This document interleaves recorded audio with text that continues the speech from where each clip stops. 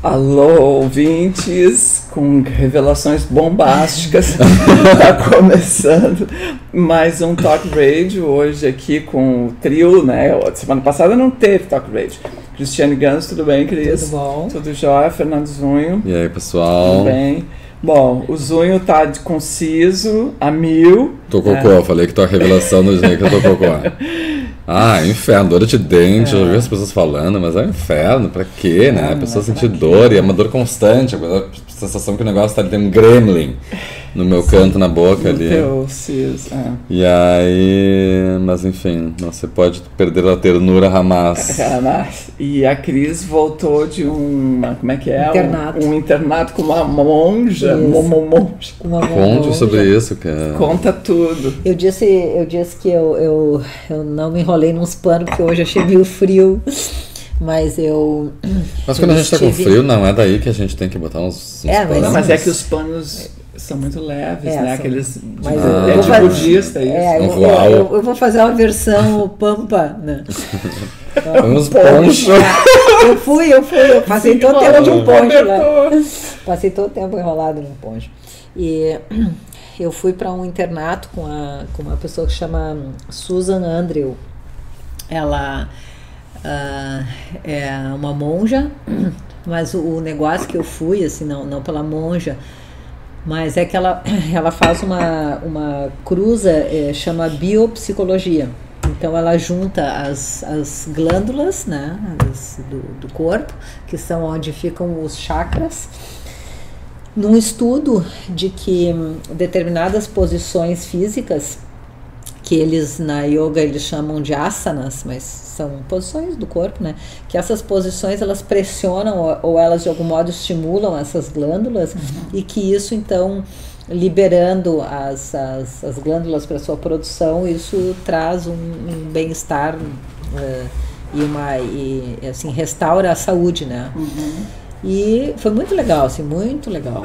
E as práticas são então essas posições acompanhadas de automassagem, que é muito automassagem, muito fácil, muito facinho. E depois tem a parte dos mantras, os monges, os yogis, eles foi pesquisar, tem uma região na Índia que foi encontrada talvez a primeira organização da classe média, ou seja, um grupo expressivo de pessoas que não precisavam trabalhar para a sobrevivência, né? E que se dedicaram ao estudo intrapsíquico e dessa comunhão entre o corpo e o psíquico, né? Então eles escreveram, acho que 500 fonemas, que são sons que os corpos emitem, as glândulas emitem, né? Que é o pessoal o mesmo princípio que a física quântica está estudando, né? De que nós somos ondas eletromagnéticas e que todo o corpo vibra, né? Por exemplo, certamente as ondas eletromagnéticas do dente, do zunho, da gengiva, da região da boca estão alteradas nas suas vibrações, né? E alteradíssimas, pelo que eu sinto. E essas alterações elas produzem dor, né? E produzem abatimento e tudo mais. Então, assim, por exemplo, aquele som que a gente vê já muito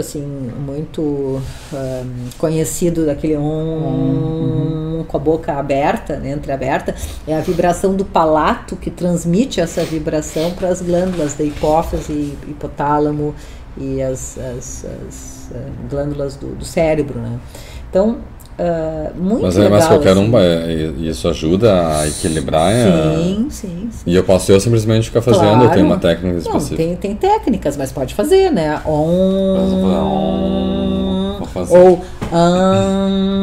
Essa vibração do M com a boca aberta, né? Que faz vibrar o palato, né? E tem assim uma prática, né, que é o que eu fiquei fazendo, que então é um tempinho nas posições, De yoga. De yoga, de yoga eles falam agora, né? Pouco tempo, assim, não precisa uma grande, assim, mas assim, duas asanas que eles chamam por dia, né, para estimular esses órgãos, né? Seguido de automassagem, depois seguem os mantras, né? Que o que eles mais evocam, assim, pelo menos nesse curso básico que eu fiz, que é o primeiro, é um pós-graduação em biopsicologia. E eles chamam muito o mantra Baba Lam Kewavan, né? E aí a gente vai cantando um pouco isso. Depois tem um momento de meditação em silêncio, né? Antes da meditação tem um relaxamento. Então é muito interessante, assim, porque primeiro tu faz uma posição com o corpo, depois tu faz uma automassagem, depois tu relaxa um pouquinho, deita, né, um pouquinho. E depois tu canta em posição de meditação e depois tu faz a meditação, né? Hoje eu de manhã fiz tudo, assim, pouquinho tempo, né? E tá provado, assim, e a Susan é uma americana que trabalha muito com pesquisa. Então o que ela traz basicamente é a pesquisa em biopsicologia. E coisas assim muito legais, porque assim, coisas que eu já tinha estudado e na verdade desde a época da faculdade eu sempre tinha vontade de juntar a coisa do corpo com a coisa psíquica, né? Mas enfim, não rolou. Não rolou até agora. E eu estudei no verão um autor que é Peter Levine, que é um cara que estuda os traumas, e ele diz uma coisa genial, assim: o nosso cérebro réptil, a gente tem um cérebro réptil, um cérebro límbico e o córtex cerebral. São 3 organizações de cérebro de acordo com a evolução, né? No cérebro réptil tem um comando, que é o comando luta e fuga, mas tem um outro comando, que é o comando da paralisia, que uma instrução muito antiga, assim, e os animais. A gente falou sobre isso no verão, que eu estava estudando, que eu trouxe aqui, por exemplo, o gato, quando brinca com o rato, de caçar o rato, muitas vezes ele não mata o rato logo em seguida. Ele vai estressando o cenário e a gente até brincou com os mosquitos, com as baratas que se fazem de morta e tal. E tem relatos humanos disso, né? É uma movimentação do cérebro que ele anestesia a dor, ele diminui o canal perceptivo. A gente fica, por exemplo, com uma audição alterada. É uma alteração de consciência em que a gente, em cenas de violência, por exemplo, a gente vê passar, e a gente inclusive diz, parecia um filme. Eu me via fazendo as coisas lentamente, escutava e papapá, né? Há uma diminuição da percepção para preservação emocional e física da energia, e quando a situação de violência ela é suprimida, então o organismo volta ao seu impulso vital para fugir, né? Vários, assim, a gente estudou, assim, vários mecanismos biológicos de proteção. E aí tinha uma coisa que eu queria compartilhar, que é o seguinte: ela fala que nós temos emoções muito densas, né, muito primitivas, que ela chamou de molas que estão, vamos dizer assim, encapsuladas, e que uma situação externa faz como um gatilho nessa mola. E aí ela usou um tom que ela chamou, ela é um amor, a Didi, ela falava assim: tonhonhon. E esse tonhonhon é um despertar, por exemplo, da irritação, ou do medo, ou da paralisia, ou enfim, da vergonha, né? São tonhonhões físicos que são gatilhos despertados. E que a gente faz é possível fazer um controle disso, usando a palavra assim, né, com todo cuidado, um controle disso pela respiração, né? E a gente então respira quando a gente está com medo, quando a gente está numa situação assim, né? Então, assim, fiquei bem satisfeita, assim, bem satisfeita. Onde é que foi? Trabalho no interior de São Paulo, Porangaba. Quanto tempo foi isso? 8 dias. 8 dias? 7 dias. Começou começou domingo e terminou domingo. Eu assim, e também um tempo, assim, é muito interessante, assim, porque o que eu fiz lá? Eu fiz essas práticas, né? O dia inteiro? O dia inteiro. Começava às 7h30 da manhã. E aí a gente tinha, então, a yoga, a massagem, o relaxamento, o mantra e a meditação. Aí depois tinha a aula.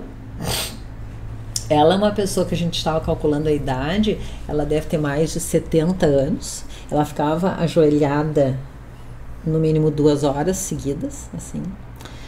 E com uma vitalidade, e as aulas as atividades iam até 10 horas da noite, 11 horas da noite. Depois tinha intervalo e aula, e isso tudo, e eu me lembrei muito de ti, porque isso tudo entremeado com técnicas de teatro, né, do Boal, do Augusto Boal, em que eles dramatizavam os conteúdos, né? Por exemplo, o sistema dos linfócitos, o sistema todo de defesa da imunidade, com comandos, o que acontece com o estresse, né? O corpo vai se estressando e a gente vai perdendo a vitalidade do sistema imunológico, né? E isso acontece basicamente com o estresse, né? Que tá aí, assim, índices bem alarmantes de doenças provocadas por estresse. Em 2020 está previsto um número, assim, absurdo da população adoecida com as mais diferentes doenças por estresse, né? E aí essas paradinhas, assim, durante o dia, de parar e respirar um pouquinho, né? E a meditação focada na respiração. Muito, muito legal, muito legal, muito bacana. E uma felicidade, assim, de ver o quanto o método curação trata das mesmas coisas, porque a gente tem os 4 verbos, né, que é desejar, perceber, significar e agir. E o tempo todo o trabalho da biopsicologia é em cima disso, né? Quer dizer, nem sei se dá para dizer, biopsicologia é o que ela faz, mas é baseado na biologia, né? Aí fiquei muito, assim, muito faceira. Muito faceira. Os gatos, né? O gato tá passando em cima da mesa aqui. A Lola tá bem louca. Tá bem louca. É de lado pro outro, de lado pro outro. Senta aqui no colo do tio. Os gatos têm os animais, né? Mas os gatos e os cachorros têm um funcionamento impressionante com relação ao repouso, né? Eles têm uma atividade, assim, eles têm... Sabe que eu li uma vez que os gatos, quando eles estão naquele estado deles, que eles ficam com o olho meio entreaberto, que eles ficam viajando total, eles ficam realmente viajando, parece que aí no artigo dizia que só pode se comparar o homem quando o homem tá drogado com LSD, com ácido. Viajandão. Viajandão, literalmente. Assim. Aquele olho meio entreaberto, tipo, viajando. Ele é um estado assim. Transe, né? Meio hipnótico, de um acesso a uma consciência alterada, né? Aí fiquei muito, assim, faceira, assim, muito faceira. E as pessoas... E bastante gente? Gente, 120 pessoas. 120 pessoas? De todo o Brasil, das 7h30 da manhã às 11 da noite. E ela era a única... Ela é... A cara, mas tinha outros monitores, outras pessoas. Monitores, pessoal de teatro, bastante, né? Pessoal de música e de teatro comida mesmo. Vegetariana. Comida vegetariana, né? Só nem um vinhozinho, não. Nada. E eu achei, assim, porque, assim, ó, as pesquisas mostram que a saúde está associada a, inclusive em planos de saúde, né? Se a pessoa é casada ou não, se a pessoa tem um parceiro, né? Isso aumenta a imunidade, né? E estar casado aumenta a imunidade? Sim. Estar um bom casamento, né? Assim, ter... Está bem casada, está casada. Se casada. Mas se tu for fazer uns planos de... Jura que estar casada aumenta a imunidade? Sim. Mas alguma explicação? Sim, uma explicação super simples de segurança emocional. pode ser até uma péssima segurança emocional. Mas se a pessoa tem ou não existe segurança emocional solteiro, por exemplo? Mas acontece que existe uma percepção e uma fantasia e uma idealização de segurança, de que tu vai ter alguém que vai cuidar de ti. E essa idealização, essa percepção que pode trazer muita frustração também, né? Mas assim, quando a gente preenche esses planos de saúde, essas seguros de vida, essas coisas assim, tem um ranqueamento, né? E ter relações afetivas estáveis é, sim, um índice de segurança. Até posso ver isso melhor. A Denise, minha irmã, estava falando que estava revisando uma pesquisa. Eles têm um núcleo de pesquisa no pós-graduação de medicina da UBRA que pesquisa a percepção de felicidade em todo o Brasil. E essa é uma delas. A outra, que para mim é extremamente importante, é a companhia emocional de amigos, de um núcleo de apoio, né? Que eu acho que é uma das percepções mais claras para mim da minha percepção de felicidade e de prospecção de vida. Eu acho muito importante as relações de amizade, as relações de escolha. Está dizendo que talvez essas relações de amizade próxima, de tu sentir-se seguro com amigos próximos, pode aumentar a imunidade. Sim, não tenho nenhuma dúvida disso. Não tem nenhuma dúvida de que o isolamento ele está muito ligado a uma percepção de falta de amparo. O isolamento é ser acompanhado, sentir-se seguro. Sim. Então, assim, por exemplo, eu cada vez mais digo isso. Então, não necessariamente isso esteja diretamente claro. Então, tu está casado, assim, há substituições para isso. Claro. Ou simplesmente o fato da pessoa sentir-se bem acompanhada, sozinho, ou, enfim, saber que tem pessoas próximas. Mas o saber que tem pessoas próximas, é preciso que isso seja feito, né? É preciso mais do que saber, né? Preciso realizar, né? É preciso realizar. Né? Mas como assim realizar? Realizar fisicamente? De estar em relação, né? De ter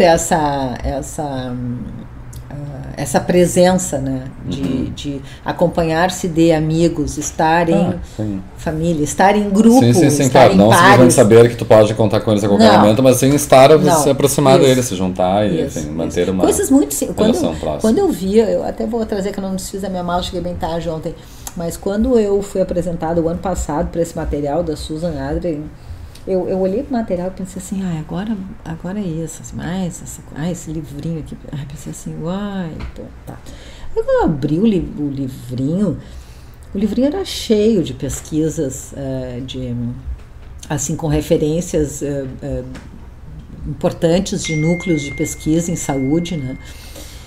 Só que o livrinho era apresentado de uma forma tão lúdica e com uma linguagem tão simples, né?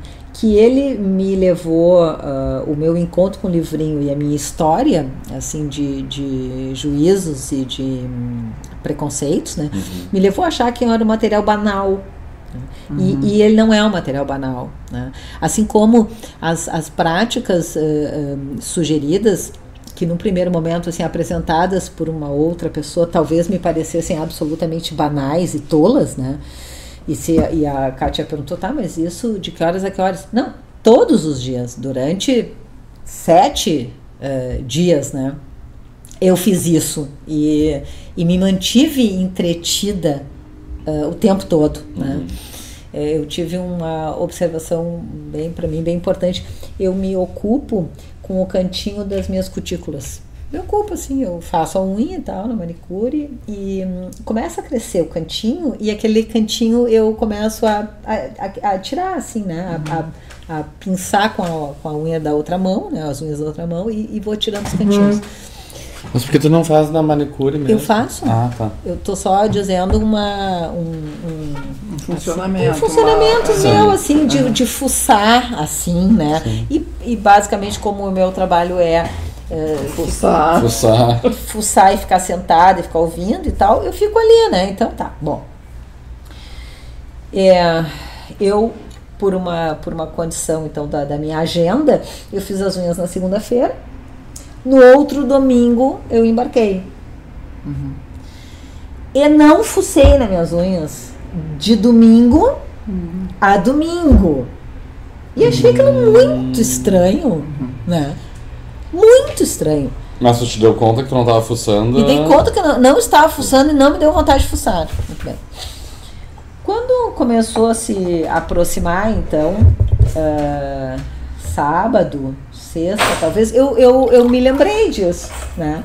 Comecei a olhar assim, comecei um movimento leve disso. Hoje de manhã, sentada no consultório, eu tirei, inclusive, boa parte do esmalte, já, né? E, então, assim, é um comportamento meu que eu observo o seguinte: eu estava tão entretida com o que eu estava fazendo e realmente fazendo, porque tinham muitas práticas de fazer, né? Como, por exemplo, ficar em dupla e fechar os olhos e botar uma mão em cima do outro e comunicar sentimentos e pensamentos, né? Ai, gente, que piração. Só com as mãos. Só com as mãos. Só com as mãos. E aí a pessoa depois tinha que dizer qual era. Né? Até podia dizer, eles não têm nenhuma prática, nenhuma pretensão assim de análise ou de terapia. É tomar contato com, né, que seria o nosso perceber. O significar para eles, que é a segunda variável do nosso método. Para eles, tu diz budistas. Não, eu não vou dizer que são budistas, eu vou dizer que é para o grupo, até vou dizer isso para as pessoas que quiserem procurar esse material, chama Visão Futuro. Eles começaram há 20 anos atrás com uma terra que era, parece que 10 ou 20 acres, hoje eles têm 100 acres. Prosperidade! É um lugar muito grande, muito simples. Eles são uma agrovila, eles trabalham com educação, com crianças da região, com crianças carentes, assim, né? E os vídeos que tem aí no YouTube pra gente olhar são as coisas mais bonitinhas, criança meditando, né? Os depoimentos das mães, que, assim, tem uma mãe que diz num depoimento: não, eles na minha casa, as crianças brigavam muito, mas depois que eles vieram pra escola, não sei, eles cantam, eles se deitam, eles meditam, eles conversam. Minha casa mudou muito, assim, tá? Então, acho que tem aí um caminho pra gente de parar, assim, durante o dia um pouquinho, respirar nas 3 dimensões, que é, assim, bem curioso também. A gente, em geral... Quais são as 3 dimensões? Imagina um balão, né? Que o pulmão é um balão, a nossa capacidade é para 6 litros, em geral a gente usa 1 litro a 1,5 litro, né? E aí é respirar no abdômen, e nos intercostais, né? E no peito. Então é um subir, descer, é um sentido vertical e seria horizontal, longitudinal, transversal, né?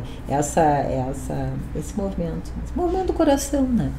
Movimento em expansão, assim, tridimensional, de volume. Muito, muito legal, assim, muito legal. A coisa da respiração eu já uso há anos, assim, para me acalmar, né? Eu sou muito... afeta emoções intensas, né? Então a respiração me ajuda a manter a calma. Legal, acho bacana tudo isso. E tu, eu quero saber, eu só pergunto hoje que eu não posso falar. Tá cocô. Eu tô cocô, então só pergunto. Não, e me conta do Cais, o Cais é o seguinte, no sábado teve a Serenata Iluminada, que na verdade não é um evento organizado pelo grupo do qual eu participo, que é o Cais Mauá de Todos. Mas a gente foi convidado. Eu fui várias vezes na Redenção. Isso. Teve a última, foi aquela legal. Do Batman, que teve aquele péssimo comentário do delegado, vocês não lembram? Um cara assim, durante a a serenata estava acontecendo e tal, e aí parece que teve um assalto, alguém viu, e um jornalista, que eu não me lembro o nome, que participa de um grupo com policiais, é um grupo do WhatsApp, assim, é um grupo de jornalistas que cobrem essa área, mais algumas delegacias, avisou para o delegado lá, olha, está acontecendo aqui, aconteceu um assalto agora há pouco, aqui, blá, blá, e o cara respondeu no WhatsApp, o chefe da polícia lá, manda chamar o Batman. Teve toda a piada manda chamar o Batman, porque esse pessoal aí nem gosta, não quer saber de polícia, a gente nem foi oficialmente comunicado. Bom, enfim. E isso veio a público, e aí foi uma lambança, aí depois o cara tentou dizer que não era bem assim, e que blá blá blá, e foi, claro, obviamente muito criticado, imagina o cara do comando da polícia. Sim. E aí o que aconteceu? Essa foi a primeira serenata depois dessa, daquela do parque do Batman. E aí, o cara que organiza, que é o Pedro Loss, ele foi procurado pela prefeitura, ou sei lá, pela polícia, não sei direito, mas o resulta é que meio que a prefeitura meio que se retrata fazendo, então, não só um policiamento bem forte, assim, no sentido de proteção.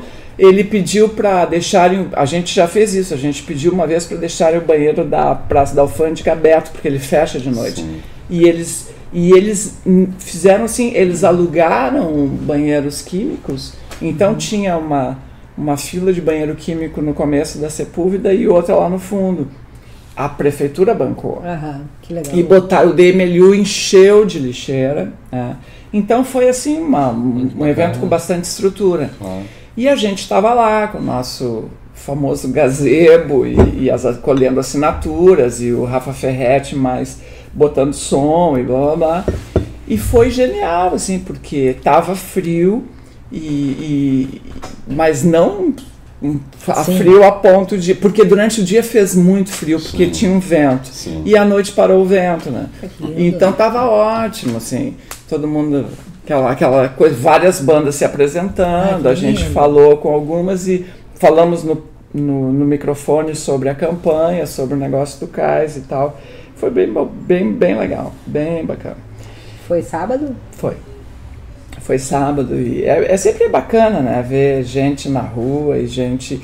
E eu participei de duas atividades que me deixaram muito feliz, uma professora lá do colégio da Bárbara, no Leonardo da Vinci, me convidou para... Eles trabalharam nesse semestre questão da cidade, da água, da poluição, e ela, vendo, né, meu envolvimento com esse grupo, falou assim, vai lá falar sobre esse negócio do cais. Aí eu preparei um material sobre a cidade e falei, então, primeiro para o terceiro ano, para os terceiros, né, do ensino médio, e depois para as crianças no sábado. Crianças assim de... No sábado? Sábado. Não, sábado foi a feira. A mostra de ciência, cultura e cidadania do colégio. Que máximo. E aí foi o máximo, porque falei para crianças com os pais das crianças que estavam, né? Foi super bom. E aí eu falei o negócio do cais, falei muito daquele livro ali, que é do Pedro Tonucci, que é o Cidade das Crianças.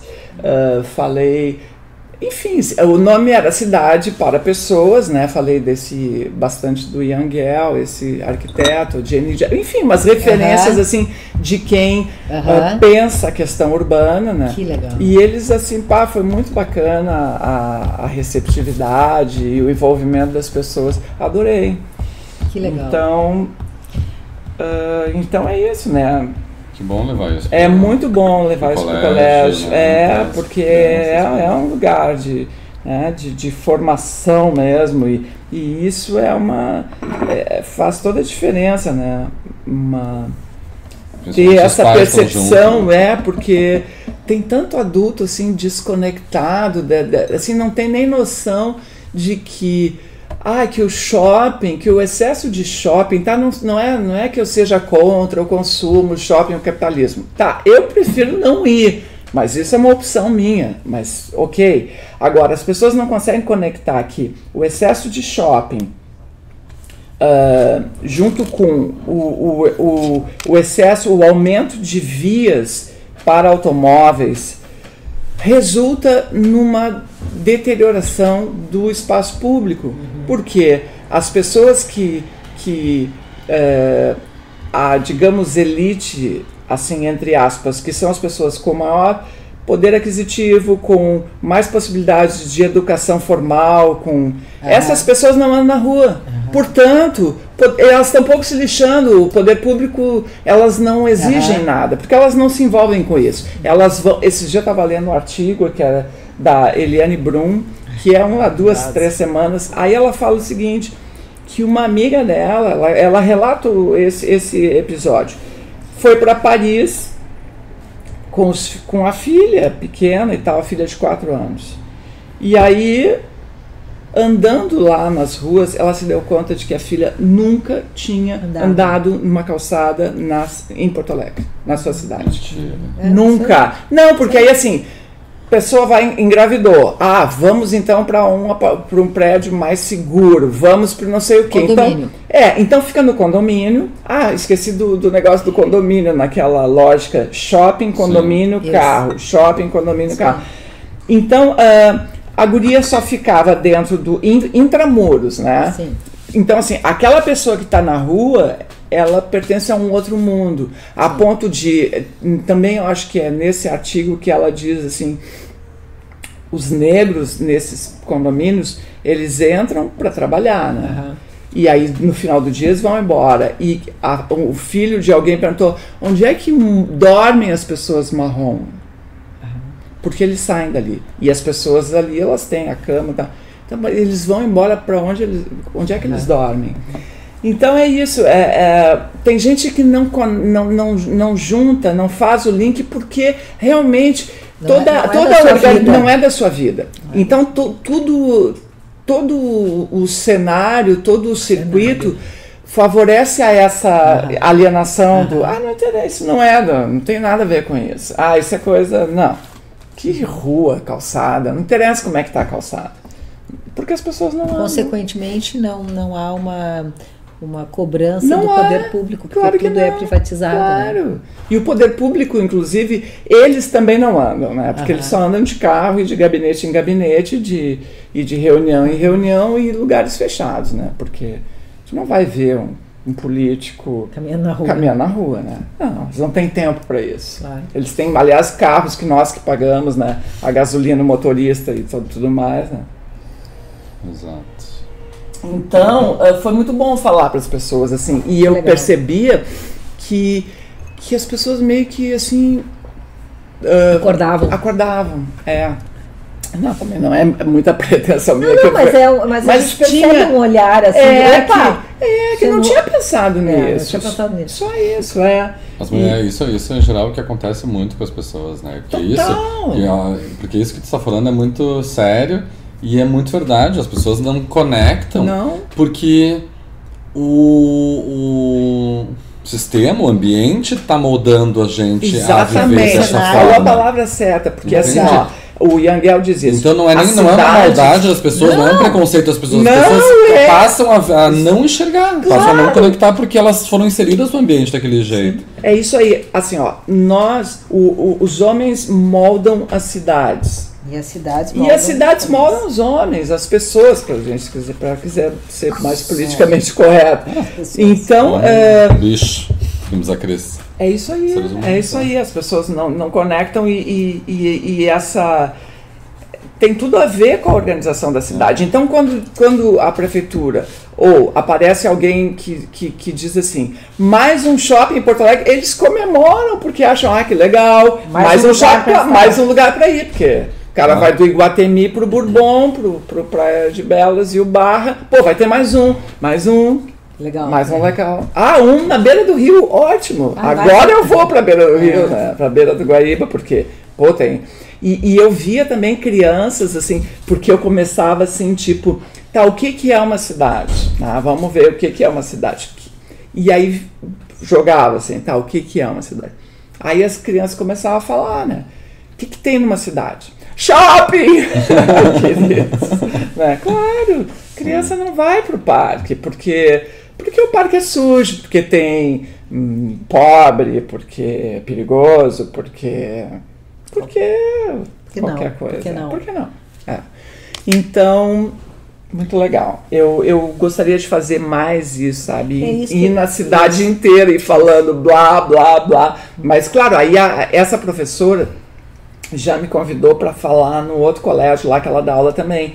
E assim vai indo, entendeu? Porque eu não sei muito bem como oferecer isso, assim, nesse formato. Ligar para os colégios. E oferecer palestra. Pode ser, também. Mas trabalhar com educação, né? Isso.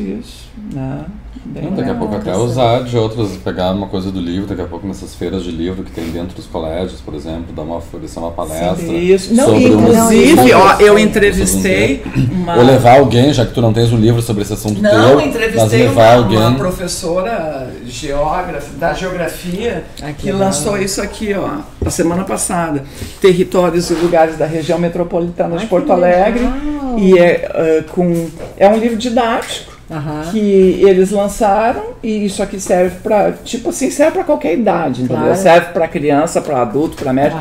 E ela lançou semana passada, eu convidei ela para vir aqui, ela já me deu, já dei um lá pro professor. Isso aqui é genial, entendeu? Que legal. Né? Então, são assuntos que a escola tem que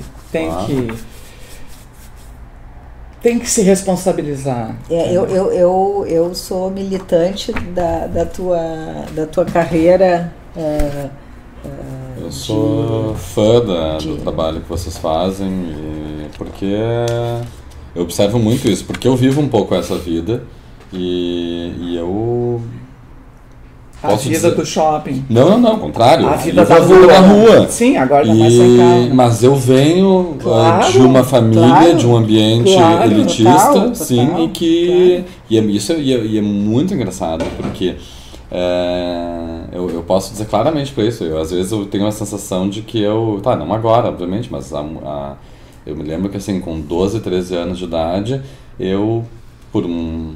talvez pela minha cabeça de artista, pela minha vontade essa de ir pro mundo, eu pegava ônibus sozinho, caminhava desesperadamente pela cidade, ia assim da Zona Norte à Zona Sul caminhando, fazia roteiros enormes. Andava 20 quilômetros num dia à toa, assim, pra caminhar, meio de exercício, meio de... Conhecer, se lançar, se largar. Exato, e pegando ônibus e coisa. E aí tu vai descobrindo, realmente, tu vai descobrindo claro. A cidade, esses passos, essas coisas. Pra tu descobrir a cidade, tu tem que andar na cidade. Porque dentro do carro tu está numa bolha. E a velocidade do teu olhar de apreensão é a do caminhar, não é a do carro. Claro. No carro tu... E é impressionante como as pessoas têm que subir agora sem carro, então muito interessante ter que argumentar. Eu fico até feliz que eu posso hoje, na função de ter ficado sem carro, parar um segundo para argumentar com as pessoas que existe essa diferença entre algumas pessoas que convivem comigo, digamos, de um mundo de shopping e carro e condomínios, mas que são muito próximas de mim. Poder trocar sobre isso. E isso é muito impressionante.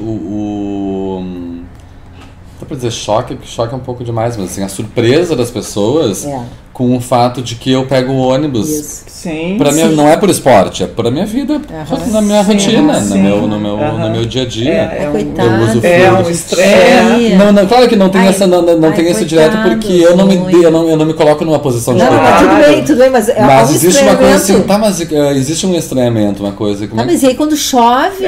Assim, mas por que tu não vai de táxi? E aí assim, quando eventualmente eu pego o táxi. Não, de advogado do diabo aqui. Sim, mas o estranhamento das coisas, das pessoas e coisa, inclusive de argumentar coisas que a gente já comentou aqui também, e de ver que isso realmente está na cabeça das pessoas, né? Então, assim, eu estava sem telefone, eu estava com um telefone muito simples, então eu acabava andando com um tablet para poder ter acesso a outras coisas que o telefone não me dava. E aí as pessoas dizem, mas tu anda com tablet no ônibus? Ando, não, que eu fico exibindo o tablet, assim, que eu abro o tablet eu fico usando com o tablet, porque eu não faço isso com nada, nem com uma revista. Mas Mas ando com ele, assim, me sinto seguro, não tem nenhum problema. Assim, posso ser assaltado no ônibus, posso ser assaltado em qualquer lugar. A diferença é que se eu for assaltado no ônibus, provavelmente eu simplesmente vou ser assaltado. Se eu for ser assaltado no carro, provavelmente vai ter uma arma envolvida, vou perder o carro, talvez me machuque muito mais a vida. Claro, então, o nível de violência, quando alguém quer roubar uma coisa num lugar que tu está totalmente fechado, é maior do que quando tu está mais a mercê. Quando eu digo e tem tanto desse olhar da inovação, da coisa, mas ao mesmo tempo, por exemplo, quando eu vejo as pessoas me visitando e saindo dos seus condomínios e indo me visitar, por exemplo, na minha casa, que não tem condomínio nenhum, que é simplesmente Que bairro que é? É no Bonfim. No Bonfim. E é engraçado de ver a surpresa das pessoas, positiva daí. Sim, que como a se rua descobrindo possível um mundo novo. É claro, entende? Quando eu comecei como se o Bonfim fosse um bairro novíssimo. Inventaram o Bonfim agora. Inventaram semana passada, não existia. Gente, adorei esse bairro. Olha, e essa avenida... E aquele parque ali, o que é? Aquele parque é surpresa, aquele parque. Que incrível. E é uma loucura. E essas palmeiras. E eu fico muito feliz de ver que as pessoas que se aproximem disso, que fiquem... Sim, esse mesmo, essa ficha caindo da pessoa que em Paris, que vê a criança na rua, a própria filha, e se dá conta de que nunca tinha tido essa experiência. Sim. E isso é uma coisa que tem tudo a ver com o estado do espaço público aqui, porque... Quem poderia reclamar, não é quem poderia reclamar, mas quem tem um poder maior de pressão sempre é quem usa. Né? Não, e é isso. E aí outra coisa que tu comentaste agora, que é uma das coisas que eu comento, é que eu nessa meu estilo de vida que eu escolhi para mim, que eu acho mais saudável para mim, aí eu consigo, como um cidadão de bem, digamos assim, uma pessoa que paga os meus impostos, e trabalhador e blá blá blá, mas e que uso esse espaço público, aí eu posso cobrar do governo um espaço público decente, porque eu usufruo desse espaço público, porque eu preciso do espaço público, eu preciso que esse espaço público seja funcional para que ele me dê conforto, que ele seja que me dê proteção, me sinta seguro. Eu quero calçada regular, eu quero paisagem bonita para olhar, entendeu? Porque a gente não quer só exatamente, eu quero funcionalidade, a gente quer beleza também, né? Mas aí que tá. As pessoas que não cobram isso porque não usam, né? Porque não vê, estão fora disso. Simplesmente o mais fácil, no fim das contas, é excluir. Esse ambiente. Sim, vai viver a rua em Paris. Claro. Sim, e vai viver a rua, que não é rua, aspas aqui, dentro do condomínio. Dentro do seu condomínio. Que é um mundo artificial. Aqueles condomínios de praia eu acho chocante, gente. Parecem cidades cenográficas. É cidade cenográfica. É uma loucura. Como é que é? Beverly Hills. As variáveis controladas, né? Faz de conta que eu disse da minha militância com a tua inserção social, que é um negócio que eu acho que é super importante, que é juntar a vivência com a comunicação dessa vivência, né? Então, me lembrando assim, o teu curso lá atrás foi de quê? De faculdade? Sociologia, né? E tu tá juntando, eu acho que agora, de uma forma muito mais ativa, a cidadania, a sociologia, o exercício disso, né? Porque, claro, que na época que tu fazia comunicação no rádio, sei lá, 6 horas por dia, 8 horas por dia, isso tinha um desenho, né? Se agora tu tá fazendo esse ativismo. Esse ativismo, tu está fazendo mestrado, doutorado, né? Então eu acho que tem uma outra também inserção tua social e assim, e tem muito para dizer, tem muito que se envolver com o espaço de educação, o que eu estava falando antes do isolamento afetivo. o andar na rua traz uma inserção, uma consciência social completamente distinta. Então esse estar na rua e essa... Exatamente. E essa caída de ficha só aconteceu porque eu parei de usar o carro. Porque eu não aguentava. Passasse a viver uma outra... Eu não aguentava mais ficar parada no trânsito. Foi isso, não foi nenhuma coisa bonita, assim, tipo, eu vou pensar na poluição, na cidade, eu não tinha noção. Eu simplesmente larguei o carro. E quando eu comecei a caminhar, eu descobri uma outra coisa. Uma outra perspectiva de vida. Uma outra relação, né? Com as coisas, com a cidade, com a vida, com tudo. Né? Sabe que eu queria trazer um relato que eu tive estudando essa semana. Eu não sei o nome do pesquisador, mas é, para variar, um americano, que ele estuda os babuínos. E ele diz que ele não gosta dos babuínos. Os babuínos são animais muito agressivos, né? Mas ele acha que são animais que têm um comportamento... O que é babuíno? Aquele macaco da bunda vermelha, que tem uns dentões. Não é o bonomo, não, é babuíno. É, babuíno. Tá, não complica. E eles são muito agressivos e eles têm um comportamento muito semelhante ao humano. Né? Vivem em tribos e tal. E aí eles têm uma estrutura hierárquica muito forte de liderança. Então, quem come primeiro é o babuíno mor. O alfa. Depois vem o vice-comandante e assim vai a hierarquia. Até o chinelão lá da porra. Se sobrar. E aí, há 20 anos atrás, teve um grupo esse pesquisador filma os babuínos dia e noite e passa junto com os babuínos lá internado um tempo por ano. Sempre na mesma época, ou sei lá, em época diferente, mas sempre um tempo assim estudando, já faz 20 não sei quantos anos. E aí, numa dessas, um grupo de turistas europeus levou lá os seus lanchinhos, as suas coisas, estavam acampados numa região lá da África, e deixaram restos de comida. Os babuínos, o babuíno chefe foi primeiro, comeu até se empanturrar, depois o vice, depois todos os outros, né? Toda a sua hierarquia governamental. Bom, o que acontece é que tinha uma pessoa infectada com tuberculose e, portanto, todos os babuínos da casta do comando morreram. Restando, então, as fêmeas e os babuínos, a chinelagem. E por que a chinelagem, né? Porque a chinelagem se manteve na chinelagem justamente pela menor agressividade, porque os babuínos, quanto mais agressivos, mais vão galgando cargos de comando, né? Bom, então, sobrou os babuínos menos agressivos. Mansos. Como sobraram muitas fêmeas, as fêmeas procriaram loucamente com os babuínos que não batiam, que não eram tão agressivos. Consequência disso, nasceram babuínos mansinhos. Não só nasceram babuínos com genes menos agressivos, como foram educados com mais amorosidade. Sim. O que aconteceu? Babuínos fundaram uma comunidade hippie. Exatamente. Babuínos hippies. E fizeram o Woodstock. Exatamente isso. Woodstock babuíno.